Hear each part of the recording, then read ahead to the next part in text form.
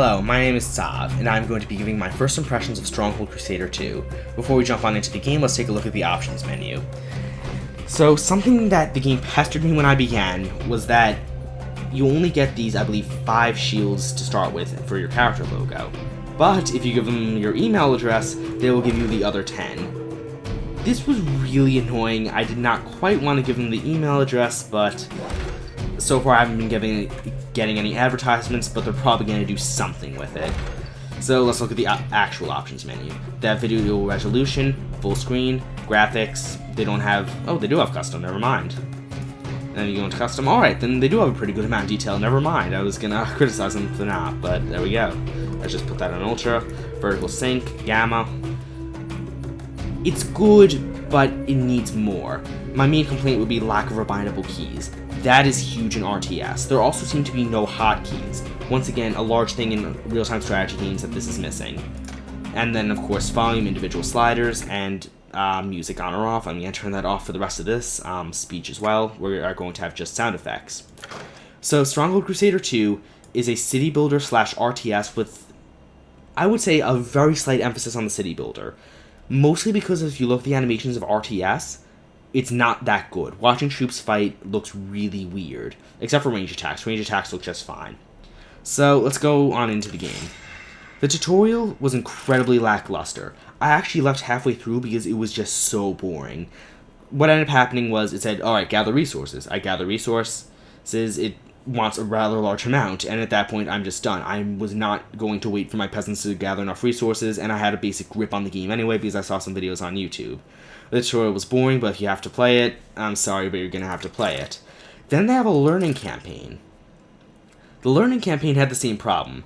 I tried the Saladin campaign, I tried one of the preparation campaign. Both of them just so boring. It has a huge problem, and it needs to have more interesting missions. The single-player actual campaign, or skirmish trails as it calls them. Those are also boring. I have almost no interest in the single-player that is not skirmish mode.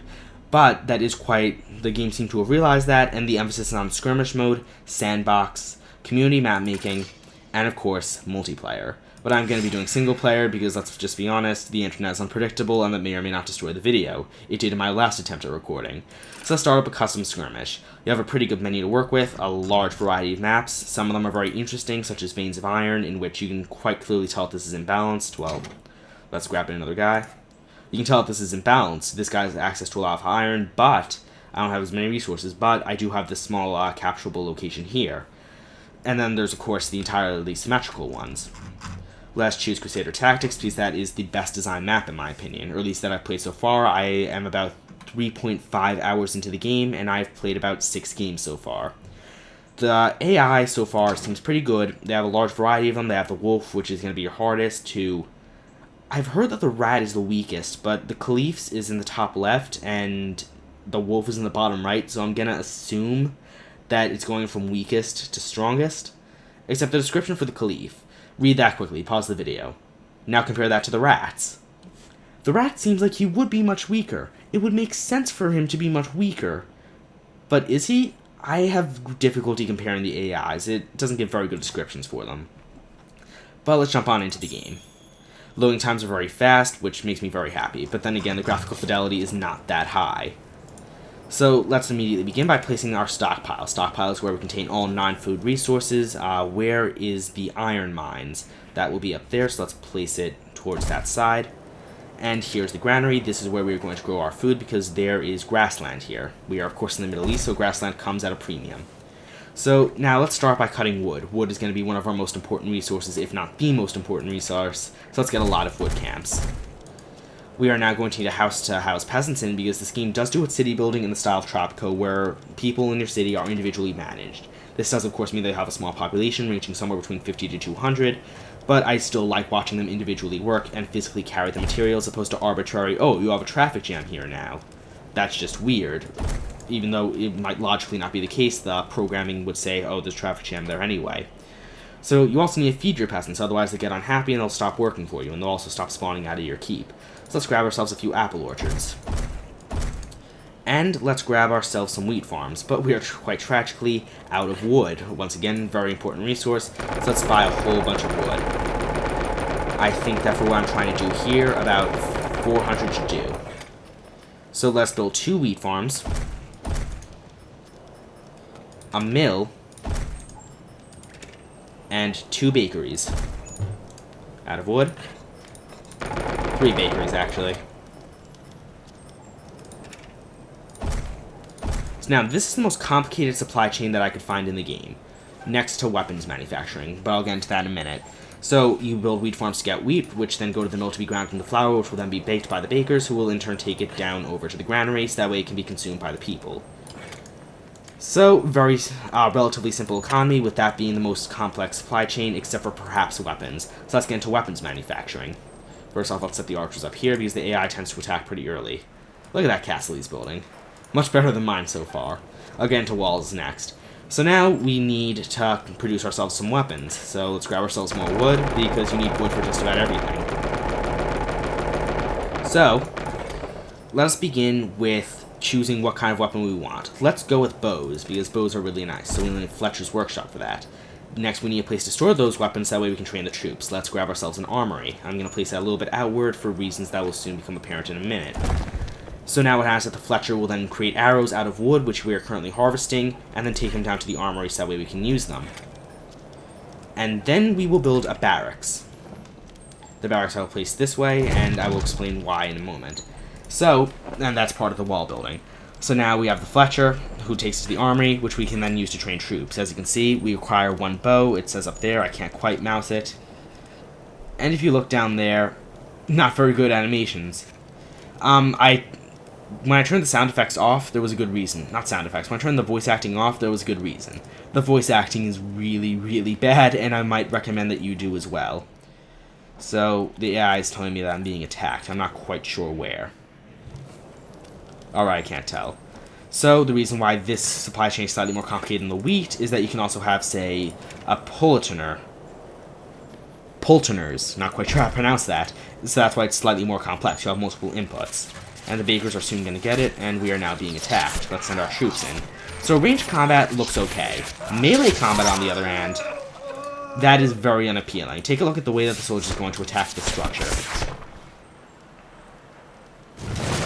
Not very good animation quality, as you can quite clearly tell.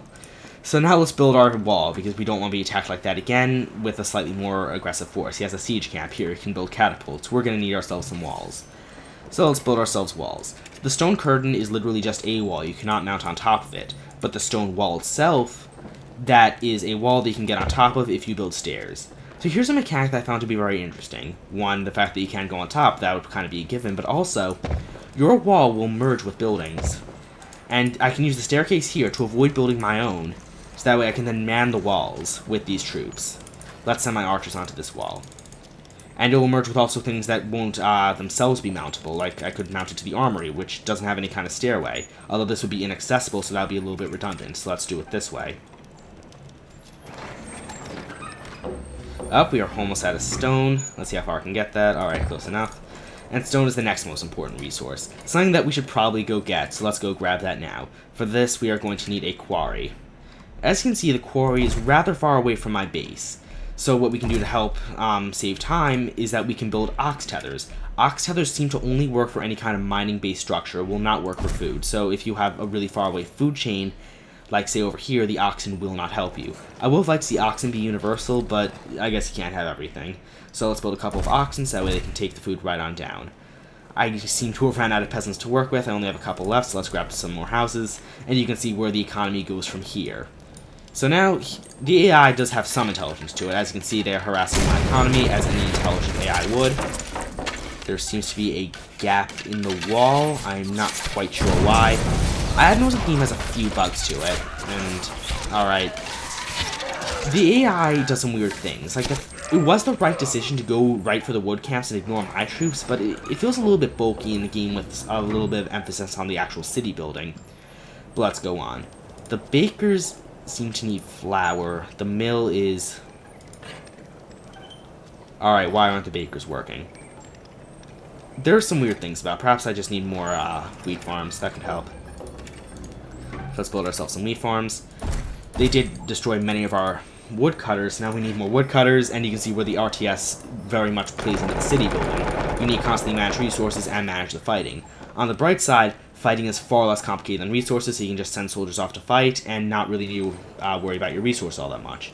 There we go, now the bakers are working. Actually, where did they go? What are they doing? Alright, this is weird. Oh, that's why.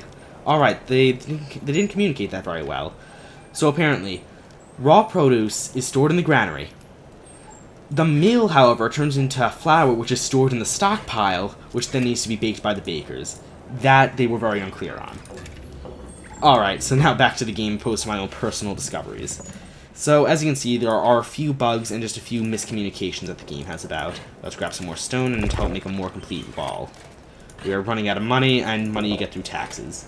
So now let's try to attack the enemy, once of course we have a little bit more resources to work with. Let's grab ourselves 2 archers for some home defense. I am still being driven absolutely mad by that wall. Perhaps I can just do this. Oh, I know why. It needs room for the entrance. Alright, that might actually be a problem. And we are being attacked now, so as you can see, ranged combat is fine. It's nothing to write home about. But in a siege-based game, I guess that's okay. But as you saw earlier, the melee combat is just so unappealing. Now as the AI. They seem to be building preset castles. There's no AI program to say, alright, I'm being attacked with this particular unit, this wall structure will do better against it. They seem to just build pre-built castles. These are very nice looking castles, but they are pre-built, and that drives me slightly mad. Last game, I noticed almost an identical build from the same AI, except the army was slightly more to the side. So perhaps has a little bit of randomization, I'm not quite sure, but the basic layout was entirely the same. They in the same ways may use that to help make their base to get on top. There's lots of minor things that the AI does that I either find strange or just unintuitive. So now let's show you an assault. Let us build ourselves a siege camp, which would cost us 300 money, so let's start selling some of our surplus resources. Buying and selling is a pretty large part of the game. And, oh god, we appear to be getting slaughtered. Alright, this is a problem now. Looks like we got to witness a defensive siege instead. Let's grab ourselves a couple of men-at-arms because we need some variant of defenses. Even still, look at that animation quality, not that high. Now, this is supposedly the weakest or second weakest AI in the game, and as you can see, I'm being slaughtered. I am not very good at this. I'm not quite sure if you can see the achievement up top that says Warrior 3rd Class. But I'm being slaughtered now, and I think you understand the gist of the game. One thing that I would like to show you, but might not be able to, is the way that walls get destroyed. And buildings themselves have a terrible animation. But the bricks on the walls are individually animated using a physics engine, which is something that I really like. One last mention before I go. The way that they balance troops is mostly through their speed and cost. This is a slow unit, and I don't understand why this was their choice. I would have liked it to be just cost, but in addition to being more powerful, they're also incredibly slow. I understand armor is heavy, but it's just really weird to work when your archers are this fast, and your man-at-arm is this fast. If you look, if they're all together in a formation, these guys will go right on ahead, no problem. They won't really care about the other guy. Oh, maybe they would do confer. Even still, it's weird that that was their design choice. So, you know, actually, I will show you the wall destruction, and I will continue this. I will build some catapults, and then I'll come back. So, I'll see you in a few moments. Alright, so I attempted several scenarios to get in such a position where I could finally just attack the enemy castle with ranged equipment to show you the brick falling physics. But in my attempts, I got my forward base destroyed. And by the way, I totally didn't just start a new scenario and cheat my way to doing this, but I got my home base destroyed, but I got some catapults out, so at least my forward operating base, so let's hope this didn't go to waste. Let's go.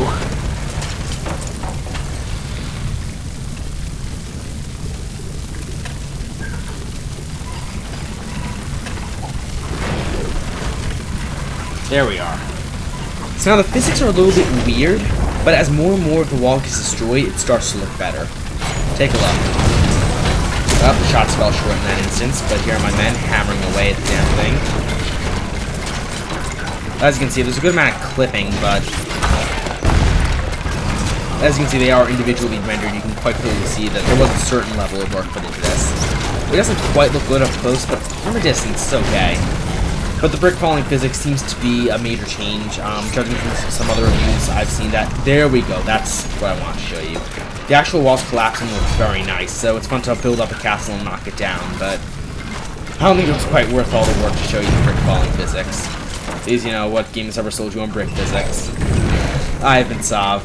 I can probably recommend this game to anyone who likes the City Sim RTS combination. I feel the game's a little bit expensive, so you might want to wait for a sale.